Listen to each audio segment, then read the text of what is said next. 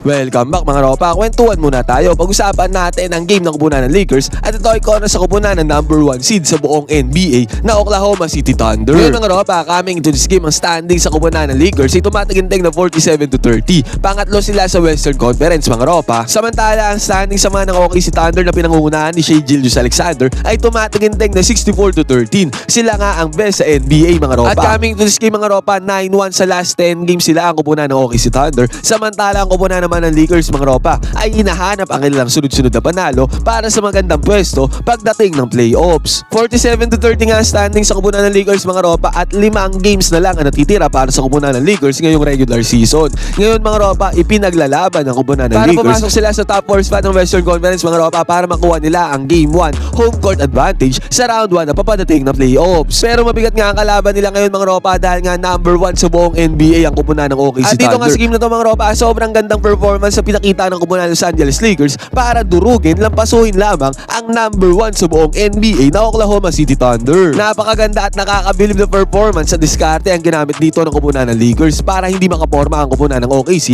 na pinangungunahan ni Shai Gilgeous-Alexander. Naging sobra at super effective nga ang ginamit na diskarte dito ng kupunan ng Los Angeles Lakers mga ropa para hindi tuluyang makaporma at talunin nila ang kupunan ng Oklahoma City Thunder. Ngayon mga ropa, isa-isahin at himay-himay natin ang naging diskarte dito ng kupunan ng Los Angeles Lakers ni Coach JJ Redick, ni LeBron James at ng kupunan ng buong Lakers para talunin nga ang kupunan ng OKC. Ito ang game analysis at breakdown. Los Angeles Lakers number 3 sa Western Conference versus kupunan ng Oklahoma City Thunder number 1 sa Western Conference at sa buong NBA. Simulan natin to. Okay game. Okay mga ropa, dito muna tayo sa first possession ng kupunan ng Los Angeles Lakers. Ang mayroong na bola dito mga ropa ay si Jackson Hayes. Hand off niya ng bola dito papunta kay Luka Doncic. Ang nangyari dito mga ropa, pick and roll gameplay ni Luka Doncic at Jackson Hayes. Kitang-kita natin dito mga ropa, good penetration ang ginawa dito ni Luka Doncic against sa depensa ng kupunan ng OKC Thunder. Kaya nag-open up to sa opportunity na ma-open si Jackson Hayes doon sa may ilalim. Tendency outcome nito mga ropa, easy 2 points para kay Jackson Hayes. Basket is good. At dito sa game na to mga ropa, ang isa sa key factor kung bakit nanalo ang kupunan ng Lakers ay ang kanilang magandang depensa. Sa magkakataon na to mga ropa, SGA ang mayak ng bola. Napaswitch dito sa depensa si Jackson Hayes mga ropa. Ibig sabihin mga ropa, mismatch to para kay SGA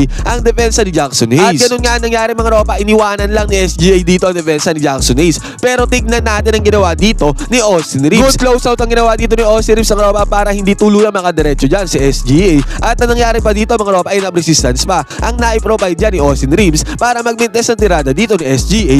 Good defense by the Lakers. Yun nga lang mga ropa, syempre number 1 team pa rin sa NBA ang kupunan ng OKC Thunder at hindi natin may kakaila na malakas talaga ang kupunan na to. At sa magkakataon nga na to mga ropa, SGA ulit ang mga bola. Pick and roll gameplay naman ang ginawa niya dito kasama si Hartenstein. At sa pick and roll gameplay na to mga ropa, naiwanan ni Hartenstein dito ang depensa ni Austin Reeves. Kaya ang nangyari dito, easy 2 points na nagawa dito ni Hartenstein dahil sa pick and roll gameplay nila dito ni SGA. At pagkatapos ba nito mga ropa, si SGA nakakuha pa ng contested shot dito sa may baseline. Pasok dito ang tirada ni SGA mga ropa, pati sa depensa dito ng kupunan ng Lakers. Basket is good. Kaya dito sa opening frame ng first quarter mga ropa, maaga lumamang dito ang kupunan ng OKC Thunder. Yun nga lang mga ropa, may sagot dyan ang kupunan ng Lakers. Heto na mga ropa yung sinasabi kong sobrang effective na diskarte na ginawa dito ng kupunan ng Lakers. Luka Doncic siya mayang na bola dito sa may ibabaw mga ropa. At ang ginawa diskarte dito ni Coach JJ Redick at ng kupunan ng Lakers mga ropa, hanapin yung pinakamahinang depensa ng kupunan ng OKC Thunder. Pinakamahinang depensa against kay Luka Doncic mga ropa, ang nangyari nga dito, naghanap ng switch sa depensa ang kupunan ng Lakers. Nag-set ng screen dito si Reggie Mura mga ropa, na ang tumatao sa kanya dyan ay si Isaiah Hartenstein. At ang nangyari nga dito mga ropa, napaswitch na sa depensa dito si Isaiah Hartenstein.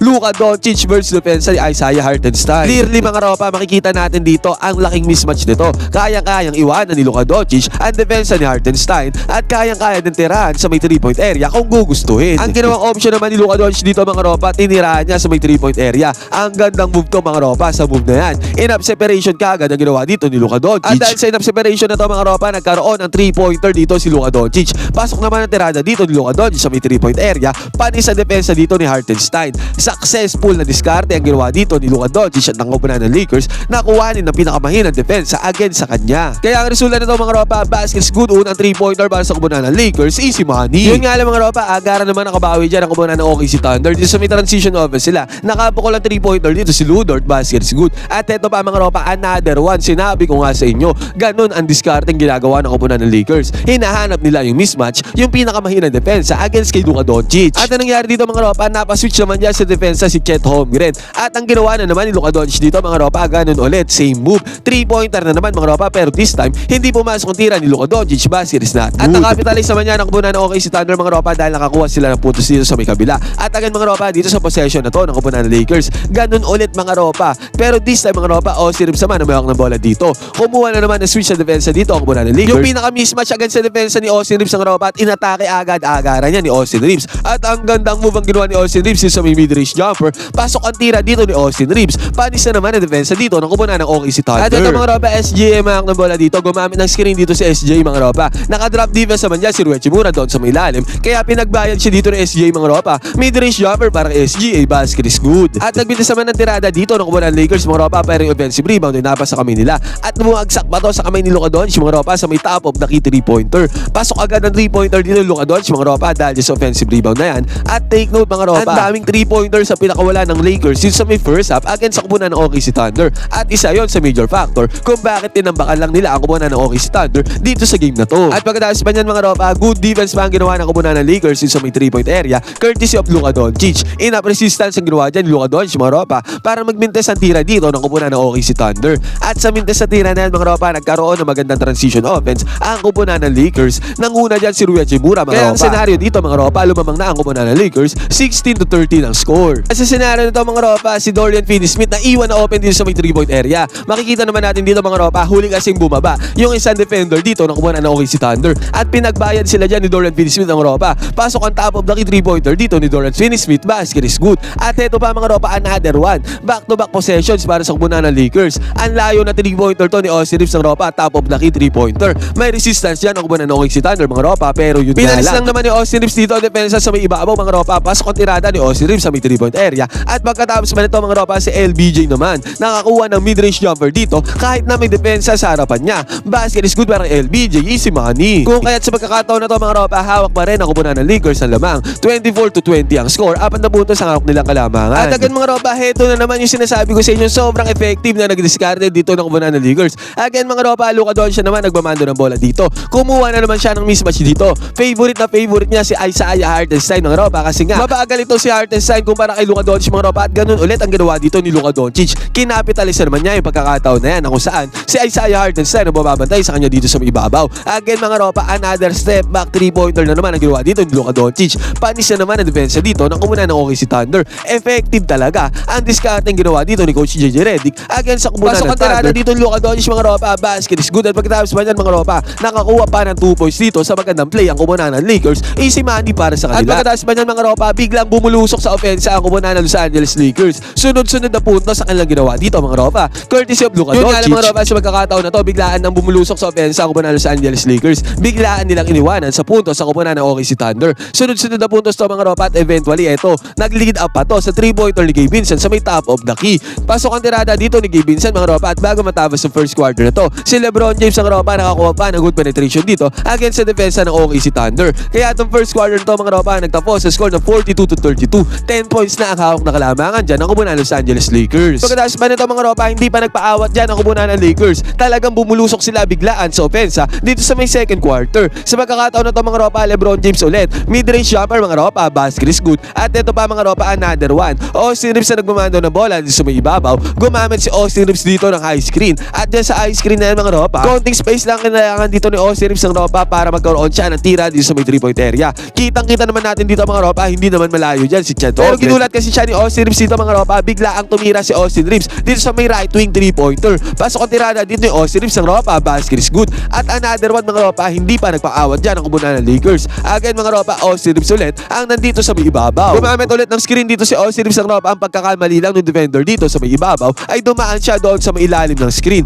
Kaya ang nangyari dito mga ropa, enough space, enough separation na naman ang nagawa dito ni Austin Reeves sa may top of the key. Kahit malayo itong 3-pointer na to kay Austin Reeves ng ropa, yun nga lang mainit na si Austin Reeves sa pagkakataon na to. Pasok na naman ang 3-pointer dito ni Austin Reeves. Walang maging sagot sa depensa ang kumunan ng OKC Thunder against kay Austin Reeves. Kung kahit sa pagkakataon na to mga ropa, biglang lumobo sa 17 points ang kalamangan dito ng kumunan ng Los Angeles Lakers. 52-35 ang score. At pagkatapos pa niyan mga ropa, hand off ng bola kay LeBron James dito sa may 3-point area. At harap-harapan tiniraan ni LeBron James sa 3-pointer ang depensa dito ni Alex Caruso. Pasok na naman ang 3-pointer dito ng kumunan ng Los Angeles Lakers. Sabi ko nga sa inyo mga ropa, ang isa sa major factor kung bakit nanalo ang kumunan ng ng Lakers ay dahil sa kanilang 3-pointers. At sa magkakataon nga na ito mga ropa, dito sa may first half, 15 out of 22 ang kupunan ng Lakers sa may 3-point area. Ang taas nun mga ropa. Pero syempre mga ropa, may sagot dyan ang kupunan ng OKC Thunder kahit tambakol na sila. Sa magkakataon na to, SGA ang nagmando ng bola. Good penetration ang ginawa dito ni SGA mga ropa para makakuha siya ng 2 points. Basket is good.